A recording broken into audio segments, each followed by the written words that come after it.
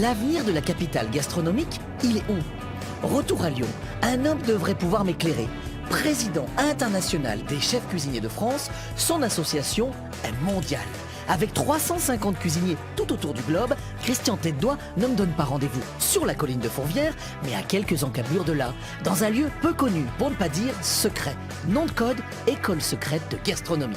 C'est là que le chef nous attend avec le futur directeur d'un CFA nouvelle génération. Bon, Christian, Bienvenue. je savais pas que vous étiez châtelain maintenant. Ah oui, oui.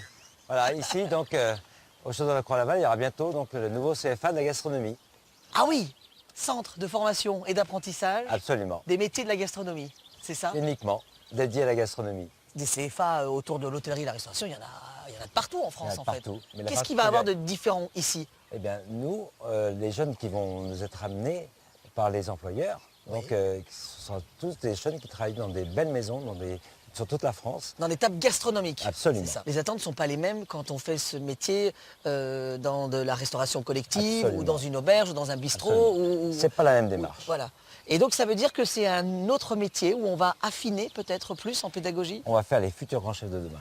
Alors juste expliquez-nous comment ça va s'organiser. Parce Voilà. que là pour l'instant c'est un château. Alors qu'est-ce qu'on crée ici? On crée un SAS Oui. d'intégration au métier. Et donc on veut que les jeunes, quand ils arrivent ici, ils vont sortir de troisième, on va leur les faire une les bulle. intégrer. On va leur faire une bulle de 3 mois. Ils vont être là pendant 3 mois, ils ne vont pas bouger. D'accord. Ah oui, donc on n'est plus dans l'alternance C'est un internat. très régulière. C'est ça. un internat. Au total, combien de mètres carrés là face à nous d'enseignement? 3800 mètres carrés de plancher. Pour combien d'élèves?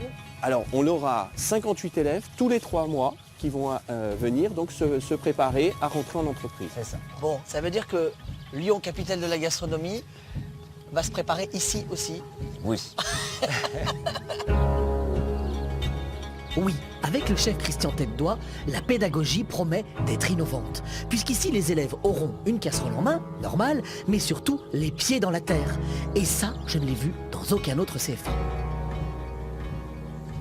L'avantage du futur CFA de la gastronomie, c'est que les jeunes seront en lien direct avec ce potager, ils vont pouvoir apprendre, voir les produits pousser et se rendre compte de combien de temps ça prend. Bon, alors, Julie, expliquez-nous un petit peu comment fonctionne ce potager. Lyon a été vraiment un haut lieu et très connu en Europe de richesse horticole et botanique. Quelle époque ça Alors c'était 19e, début du 20e et en fait on avait entre 1850 et 1916 à peu près plus de 40 000 variétés de fruits et de légumes qui 40. étaient... 40 000. Ça veut dire qu'en fait, on venait à Lyon pour chercher ses semences, en fait, c'est ça? Mais alors on parle de l'Europe, mais le monde entier venait à Lyon. Hein. Et c'était Vraiment, il y avait la un vrai capitale de savoir-faire. la botanique à l'époque et malheureusement tout ce patrimoine génétique a disparu. Alors là, qu'est-ce qu'on a là? Alors plein de choses intéressantes. Ouais. Donc il y a le poireau de Lyon qui est assez particulier. Il a presque une forme d'oignon un petit peu sur Ah la oui, il est base. assez tassé en fait. Il Donc n'est pas du tout c'est un élancé comme ceux qu'on a poireau l'habitude de voir. extraordinaire pour la soupe, notamment, qui a beaucoup de goût. Là, la courge maxima, donc, qui est d'origine aussi de la région. La poire de Madame Ballet, ça ne Ah, s'invente pas. c'est pas vrai. Hein, c'est quand même juste Ah, ça, c'est extraordinaire. improbable ça. Ah. La poire Madame Ballet. Elle est belle, non? C'est vrai qu'elle me ressemble à elle, en fait. Autour de nous sont analysées, conservées 260 variétés de fruits et 150 légumes. Tous sont autochtones, tous issus de graines locales, sauvées chez les particuliers, dans des greniers et des caves, loin des circuits, loin des semenciers, des grandes firmes mondiales. Ce conservatoire ressuscite notre diversité alimentaire locale. Des variétés anciennes, régionales, qui, paraît-il, pourraient adapter nos cultures au réchauffement climatique.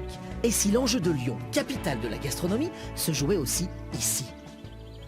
Paul Bocuse disait toujours, bon, à Lyon, il y a des bons cuisiniers, mais il y a surtout des bons produits. Ça veut dire qu'on ne peut pas faire une bonne cuisine sans Bon. variété et diversité. Mais c'est clair. On a voulu uniformiser un petit peu l'alimentation des Français. Aujourd'hui, nous, on milite pour une diversité plus importante.